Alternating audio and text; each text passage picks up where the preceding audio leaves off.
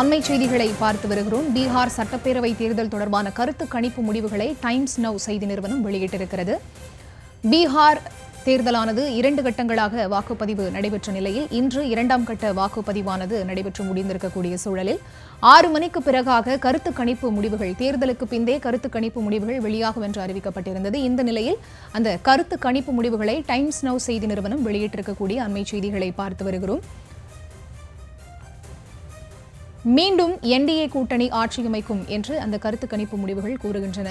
அண்மை செய்திகளாக பார்த்து வருகிறோம். பீகார் சட்டமன்ற தேர்தல் வாக்குப்பதிவுகள் முடிவடைந்திருக்கக்கூடிய சூழலில் கருத்து கணிப்பு முடிவுகள் வெளியாக இருக்கின்றன. விவரங்களோடு இணைந்திருக்கிறார் எமது செய்தியாளர் மதி. அவரிடம் பேசலாம். வணக்கம் மதி, இந்த கருத்து கணிப்பு முடிவுகள் தொடர்பான உங்களது விவரங்களை நீங்க பதிவு செய்யலாம்.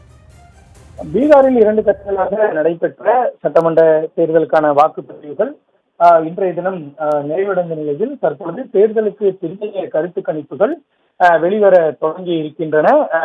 தற்பொழுது டைம்ஸ் நவ் ஆங்கில தொலைக்காட்சியினுடைய கருத்து கணிப்பு என்பது வெளியாகி இருக்கிறது. அந்த கருத்து கணிப்பில் தேசிய ஜனநாயக கூட்டணி, அதாவது பாஜக, ஜேடியு உள்ளிட்ட கட்சிகள் இடம்பெற்றிருக்கக்கூடிய தேசிய ஜனநாயக கூட்டணி வெற்றி பெறும் என்று அதனுடைய கருத்து கணிப்பில் தெரிவிக்கப்பட்டிருக்கிறது.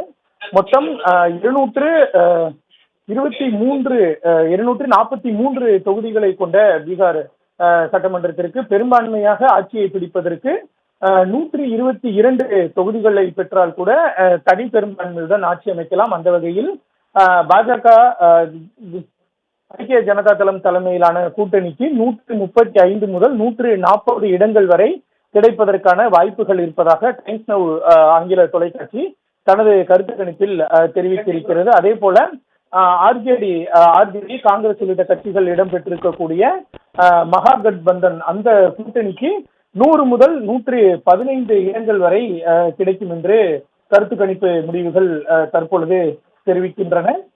பீகாரை பொறுத்தவரை கடந்த 20 ஆண்டுகளாக பல்வேறு கட்சிகளினுடைய அந்த கூட்டணி ஆட்சியில் நிதிஷ்குமார் தான் தற்பொழுது